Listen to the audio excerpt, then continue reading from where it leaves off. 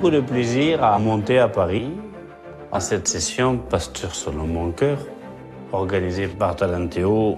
C'est l'invitation à oser ouvrir des chemins nouveaux pour axer la pastorale sur la mission et dans cette perspective-là, rejoindre ceux qui sont le plus loin.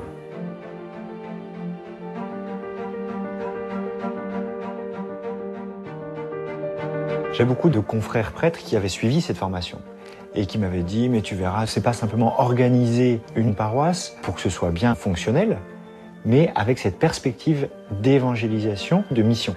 Et c'est ça qui m'a plu dans cette proposition.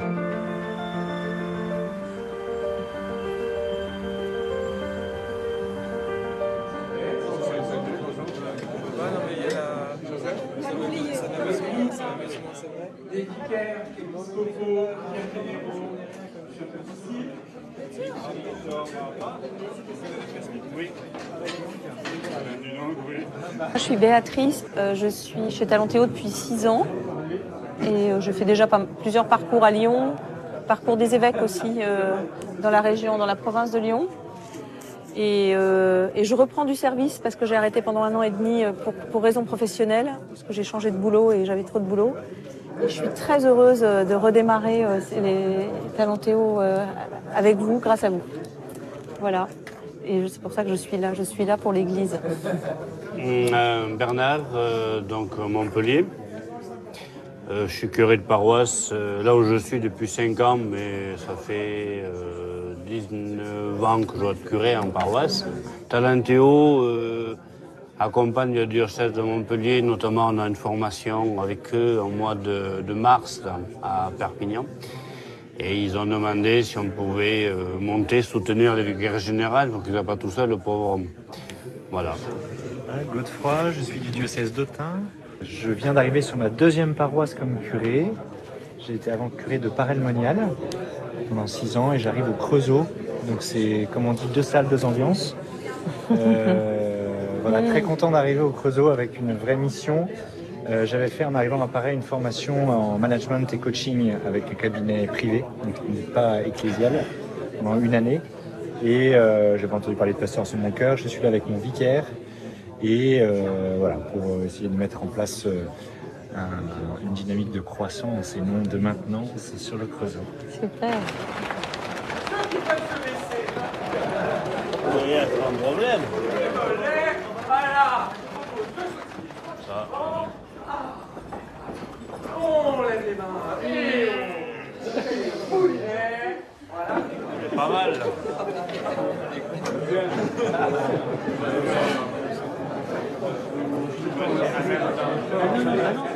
Pourquoi est-ce que ce parcours a peut-être une acuité toute particulière pour nous aujourd'hui?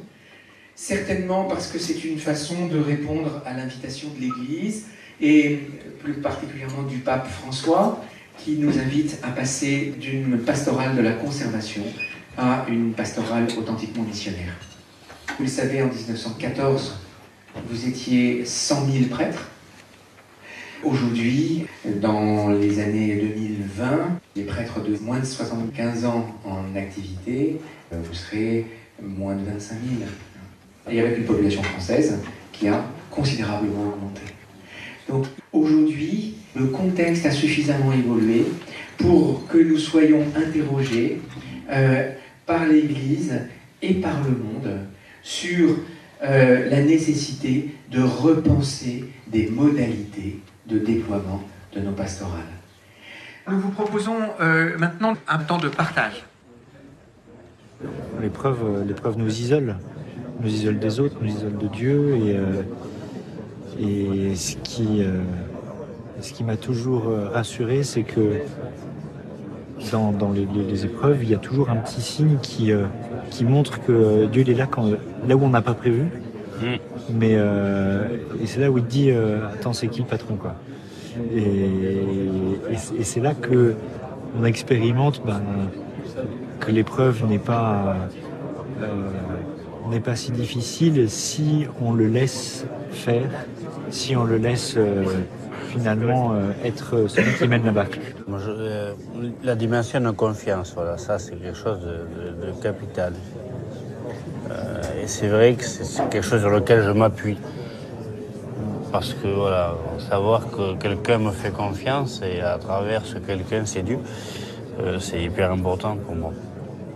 Et c'est même un vrai équilibre de vie.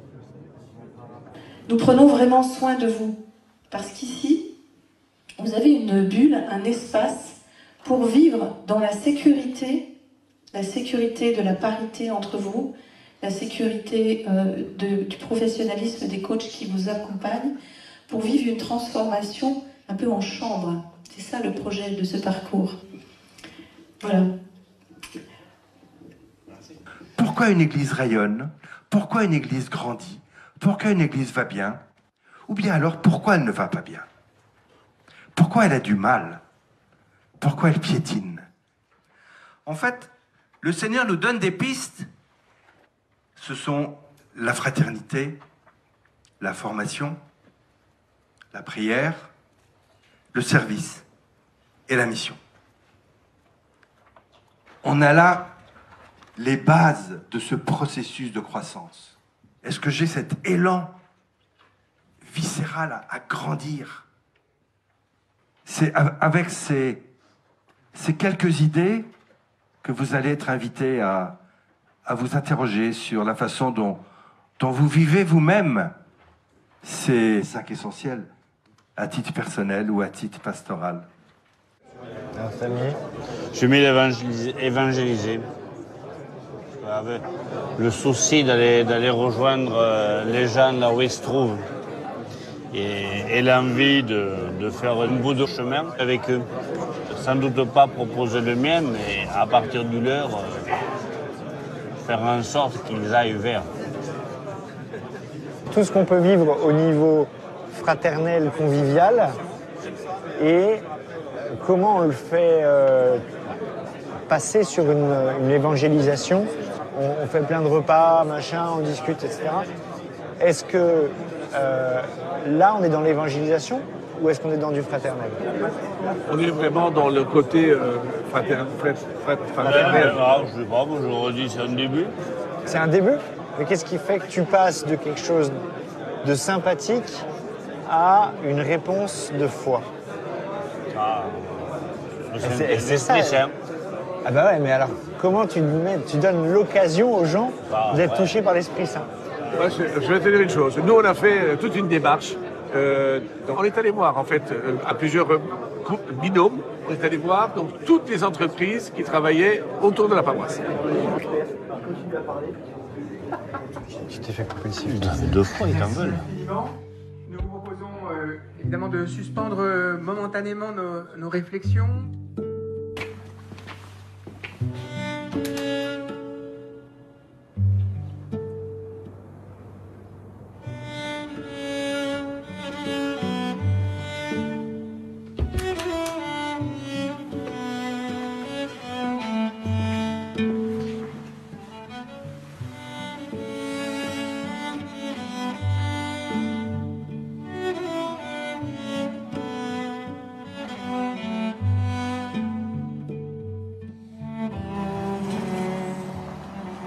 Ce qui guide ce parcours, c'est bien de réfléchir ensemble sur la façon de répondre à l'appel du pape à une conversion pastorale dans une perspective missionnaire, dans une perspective qui consiste à penser en termes de processus et non pas ou non plus seulement de service à assurer.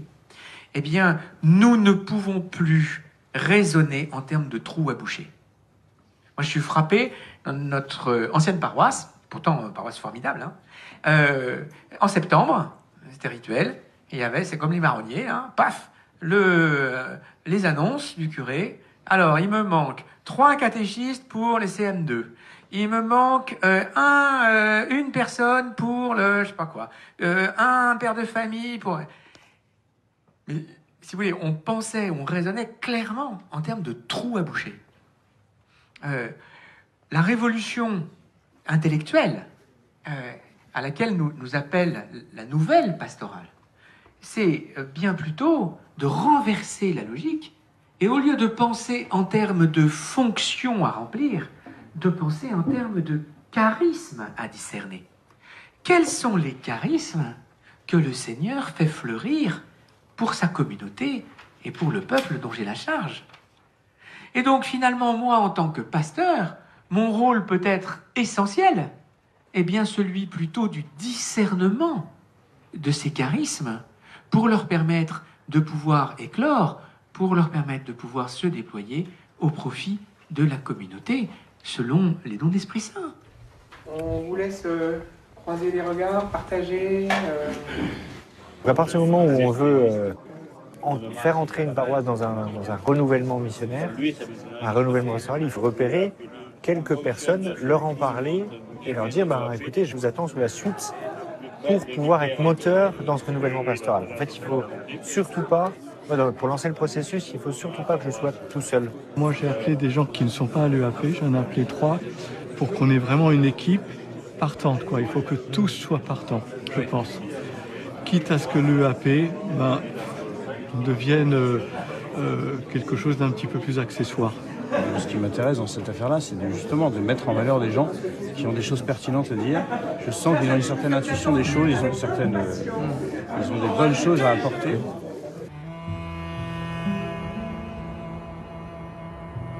Ce qui était proposé dans cette formation, c'était de vivre une transition au niveau de la mission.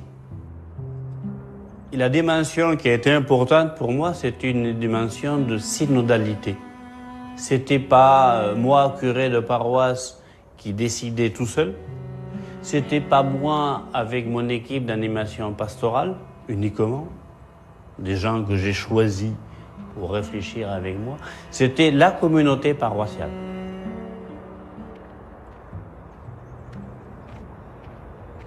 Comment est-ce que ce désir que vous avez d'une transformation pastorale, comment cette frustration, dans votre rôle de pasteur, dans vos activités ecclésiales, etc., vient rencontrer le désir de Dieu, c'est-à-dire l'insatisfaction de Dieu. Voilà. Et c'est ça qu'on appelle la sainte insatisfaction. Et cette sainte insatisfaction, elle s'inscrit dans un contexte spécifique qui est votre paroisse, votre mouvement de jeunes, je ne sais pas quelles sont les charges que vous avez aujourd'hui tous, mais elle est contextualisée. Mère Teresa, c'est quoi cette sainte insatisfaction? Ouais, le premier mouvement, ça a été quoi? Oui, alors là, vous êtes des grands spirituels, c'est magnifique, mais comment? Oui, c'est ça, mais comment est-ce qu'on peut laisser des gens mourir dans la rue et passer devant sans qu'il se passe rien? Le fait de résoudre cette insatisfaction, ça sert quoi? Est-ce que ça sert mon ego, ma vision, qui est donc tournée vers moi et ma vision des choses? Ou en quoi est-ce que c'est le projet de Dieu sur son peuple? Et d'aller vraiment questionner ça. La deuxième, ça c'est le premier critère que je vous inviterai à regarder. Le deuxième, c'est le côté qui revient, qui part pas. Parce que Dieu, quand il travaille quelque chose, il a cette manière de faire là où tant qu'on n'a pas fait la conversion, on se le reprend par la porte, par la fenêtre, dans le mur. Enfin, il y a cette chose-là qui nous arrive. Et donc d'aller regarder en quoi ce sujet-là, avec diverses formes, revient sur toi. Et qu'est-ce qu'il cherche à te dire? Et qu'est-ce que Dieu cherche à te dire à travers cette insatisfaction qui vient te cogner régulièrement? Pourquoi le Seigneur m'a mis ici au Creusot?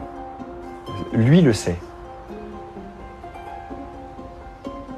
Cette mission qui m'a été confiée, de faire une nouvelle paroisse, il y a un dynamisme nouveau, il y a un élan nouveau à donner. Nous aussi, il faut croître. Et la question, c'est cette question de la croissance. Qu'est-ce que ça veut dire la croissance? Est-ce que c'est la multiplication d'activités? Est-ce que c'est la multiplication du nombre de croyants? Est-ce que c'est la multiplication de la sainteté? Qu'est-ce que ça veut dire la croissance? L'enjeu de la session d'aujourd'hui, le sujet, c'est la vision. C'est partager, co-construire une vision pastorale qui soient inspirantes, qui créent une dynamique et qui mettent en mouvement. Donc la question qu'on se pose, c'est où, Seigneur, veux-tu que j'aille avec cette paroisse, avec ce troupeau, avec ce peuple que tu m'as confié et dont tu m'as invité à être le berger. Alors qu'est-ce que c'est une vision? Une vision, c'est une image. C'est une image mentale. Donc c'est fait travailler notre imagination. C'est un produit de l'imagination. Une image mentale du futur. D'un futur qui est désirable, dont on a envie. Et Dieu va déposer dans le cœur des personnes de ce temps, des personnes de ce lieu, il va déposer une vision, à la fois une image et à la fois cette conviction profonde que ça peut se réaliser. Alors comment naît une vision? Eh bien, elle est à l'intersection de 3 espaces qui sont tous les 3 nécessaires. La vision, elle vient du cœur de Dieu. C'est le plan d'ensemble que Dieu a pour ce temps, pour ce lieu. Il vient déposer dans le cœur du pasteur, le cœur des paroissiens, cette fameuse sainte insatisfaction sur laquelle on a pu travailler la dernière fois. Et elle fait aussi écho au cri du peuple dans le contexte dans lequel nous sommes. Quelle est la vision du pape François? Puisqu'on parle de vision. Pauvre pour les pauvres. L'hôpital de campagne. L'église en sortie. Okay. Pauvre pour les pauvres. Pour les pauvres, ok. Moi, ça me rappelle ce mot d'un de nos pasteurs qui disait la vision du pape François, c'est facile. Hein. C'est le Christ qui est à la porte et qui frappe pour sortir.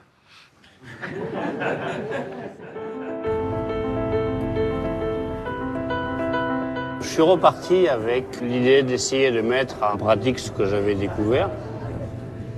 Je dis stop, on avait prévu des choses. On va changer notre fusil d'épaule. Et puis, on a essayé un peu de travailler à une vision dans des équipes rapprochées. Chacun un petit peu à partager sa vision. J'ai conscience qu'on n'est qu'au début d'un long chemin. Peut-être que même moi, je n'en verrai pas la fin.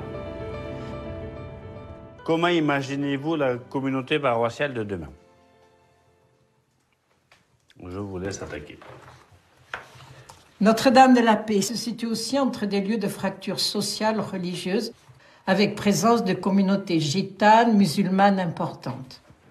Comme chrétiens et à la suite du pape François, nous rêvons aussi que notre communauté s'ouvre et se tienne dans ces lieux de fracture. Je pense aussi qu'il serait important aussi que les jeunes, parce que je les aurai à l'aumônerie demain, que les collégiens puissent aussi nous donner ce qu'ils rêvent de la communauté paroissiale. Je complète avec des rencontres pour les paroissiens lambda, ceux qui sont sans engagement dans le temps. Des dîners de 6 à 8 personnes chez un paroissien avec d'autres paroissiens ou voisins non paroissiens pour pouvoir exprimer ce qui est la vie de notre église, de notre paroisse, et le faire et la partager.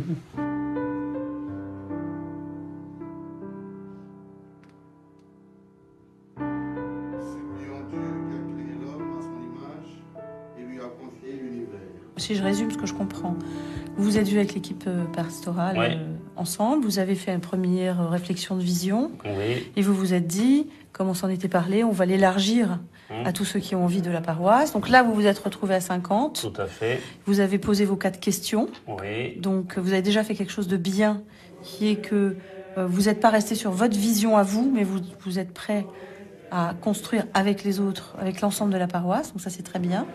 Et de mars, à ce moment-là, à juin, ça va être aller, comme dit le pape, aux périphéries, aller à ceux qui ne viennent pas dans les réunions, qui ne viennent pas dans la paroisse. Qui sont vos voisins, qui sont tout simplement vos voisins, vos voisines, avec qui, quelquefois, vous avez un peu de temps et un peu de contact. Si vous osez aller les rejoindre jusqu'à leur poser quelques questions. Donc ça, c'est important, en fait. Tu vois, là, tu pilotes le processus. C'est-à-dire, tu pilotes le fait que tu demandes, toi, ce qui t'intéresse, c'est pas tellement ce qu'ils disent, mais c'est comment est-ce qu'on s'assure que toutes les personnes qui ont quelque chose à dire, que j'ai envie d'avoir dans le projet, ils sont.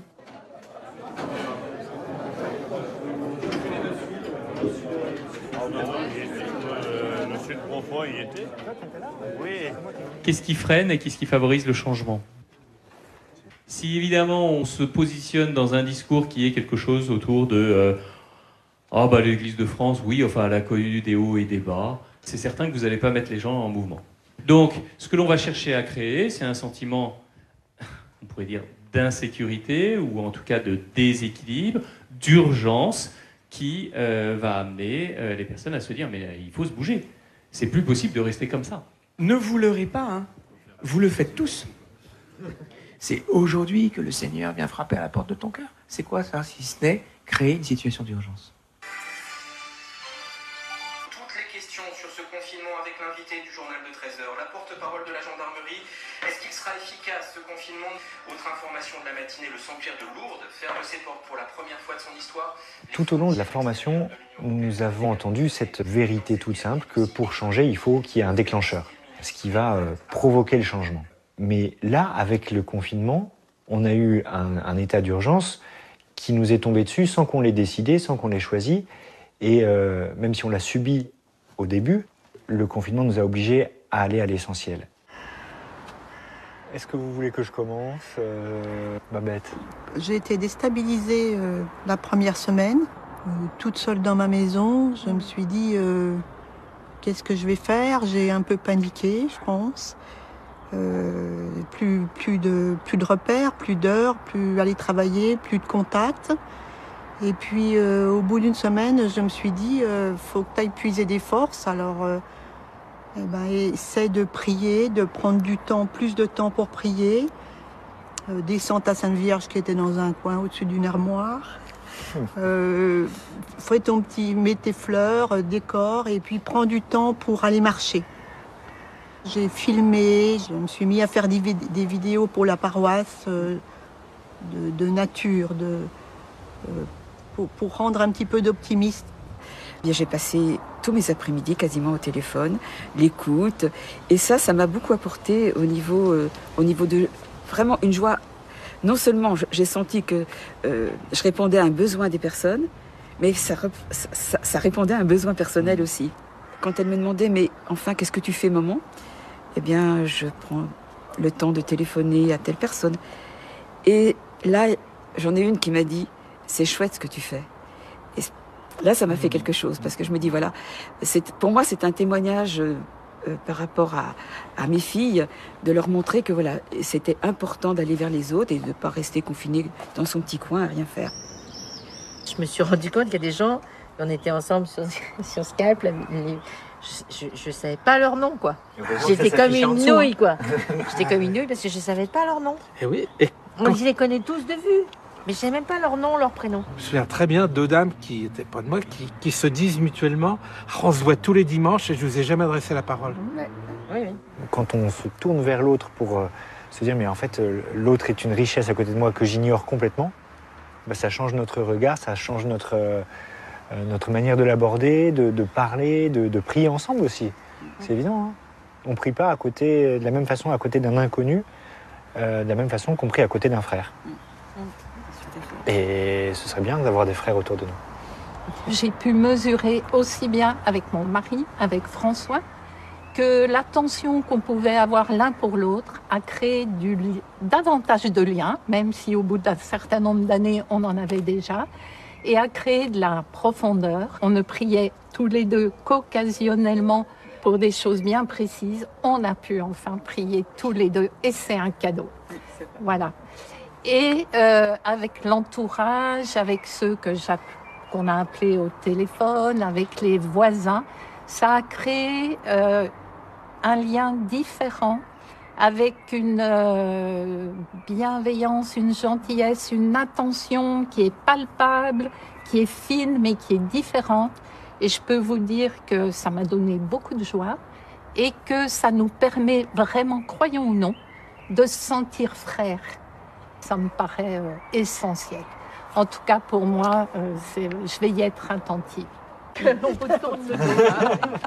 Voilà, non, mais ça c'est important.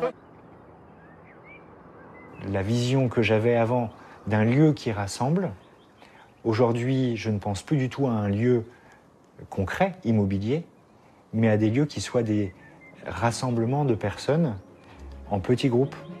Et ces petits rassemblements, ces petits groupes vont pouvoir vivre à la fois une belle amitié, vont pouvoir vivre la prière, vont pouvoir vivre le service, ils vont pouvoir vivre la mission, vont pouvoir vivre l'accueil.